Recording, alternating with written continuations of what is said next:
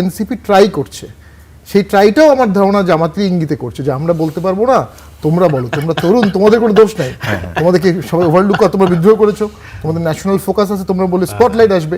26-এ এসে তারা কি আলাদা নাকি?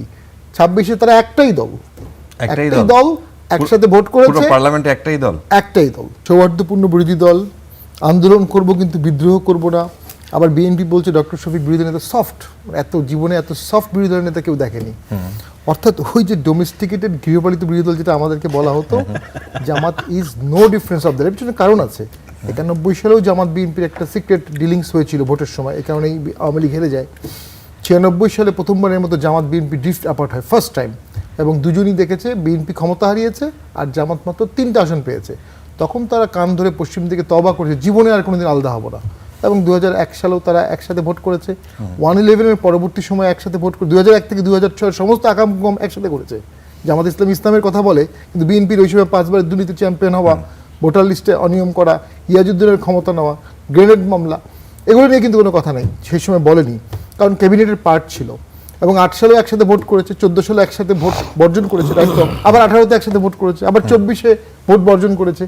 26-এ এসে তারা কি আলাদা নাকি? 26-এ তারা একটাই দল, একসাথে ভোট করেছে, পার্লামেন্টে একটাই দল, তারা ভাগ করেছে। সেক্ষেত্রে এনসিপি ট্রাই করছে, সেই ট্রাইটাও আমার ধারণা জামাতের ইঙ্গিতে করছে যে আমরা বলতে পারবো না, তোমরা বলো, তোমরা তরুণ, তোমাদের কোনো দোষ নাই, তোমাদেরকে সবাই ওভারলুক করে তোমরা বিদ্রোহ করেছো, তোমাদের ন্যাশনাল ফোকাস আছে, তোমরা বলে স্পটলাইট আসবে। তো জামাতের যে সিনিয়র পলিটিশিয়ানরা আছে তারা কঠোর সমালোচনা করছে না কেন, এটা আমি চিন্তা করেছি। আমার আন্ডারস্ট্যান্ডিং জামাত বিএনপি দুইজনই ভবিতব্য আওয়ামী লীগের জন্য প্রস্তুতি নিয়ে রাখছে, যে কোনো একদিন আওয়ামী লীগ আসবে, জামাত বিএনপিকে আলাদা হওয়া যাবে না, এটা আমার নিজস্ব আন্ডারস্ট্যান্ডিং। তো সেই ক্ষেত্রে আবার কোয়ালিটির দিক থেকে দেখলো এক সালাউদ্দিন সাহেব, আপনি যেভাবে অকপটে স্বীকার করলেন যে গৃহপালিত যে বিরোধী দল, আমি স্বীকার করলাম না। যদি আমাদেরকে গৃহপালিত বলেন তাহলে আপনাদেরকে তো বলে, সবাই বলে।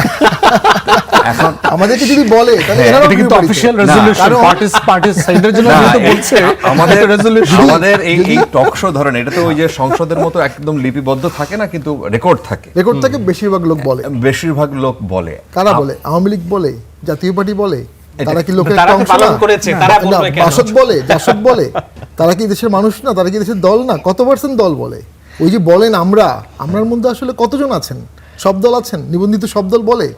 তো ওই যে আমরা শব্দটা উই, পার্লামেন্ট আমাদের সংবিধানের প্রথমে যে উই আসছে, এটা তো কঠিন ফিলোসফি, পপুলার সোভারেন্টি, 1000 বছরের ফিলোসফি, লক্ষ পাতার দর্শন। উই বলা কিন্তু এত সহজ না। যে জুলাই সনদ এত রক্তের বিনিময়ে অর্জিত হলো, জুলাই সনদ কিন্তু বাস্তবায়ন হলো না, কারণ ওই উইটা ছিল না কোনো একটা কারণে। উই রাখা যেত, উই রাখেনি, উই রাখলেই হতো। তো ওই যে আওয়ামী লীগের সময় যে নির্বাচন, ধরেন রাতের নির্বাচন বলে, আমি ডামি, সবশেষ যেটা 2024-এ ছিল সেটাকে বলতো আমি ডামি, মানে ডামি নির্বাচন। তো সেই রকমই একজন এই টকশোতে বসেই একজন বলছিলেন যে এটা হচ্ছে আমরা আর মামুরার নির্বাচন।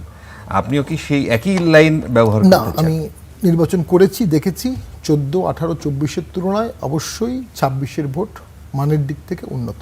তবে গ্রহণযোগ্য না, আমি গ্রহণযোগ্য বলবো না। কেন? ইনক্লুসিভ তো বলা যাবে না, সব দল তো অংশগ্রহণ করেনি, অবাধ তো বলবো না।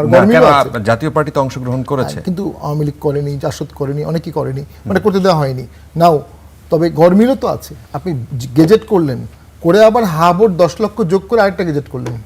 একটা নির্বাচনে 2টো গেজেট করা মানে কি? পুরো সিস্টেমটা ভিতরে এলোমেলো ছিল, বোঝা যাচ্ছে। সো বাট আমি স্বীকার করব সবার সামনেই 14, 18, 24-এর থেকে এটা ভালো ভোট, কোনো সন্দেহ নেই।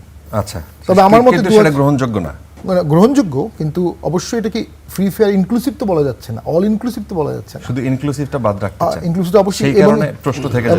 এবং আপনি দেখবেন সেই সময় সেনাপ্রধান প্রথম থেকে যখন কথা বলতেন উনি ফ্রি ফেয়ার ইনক্লুসিভ বলতেন। যখন আওয়ামী লীগ ব্যান হয়ে গেল এরপর থেকে উনি ফ্রি ফেয়ার বলেন, উনি আর ইনক্লুসিভ বলতেন না। অবশ্যই ইনক্লুসিভ না। আচ্ছা।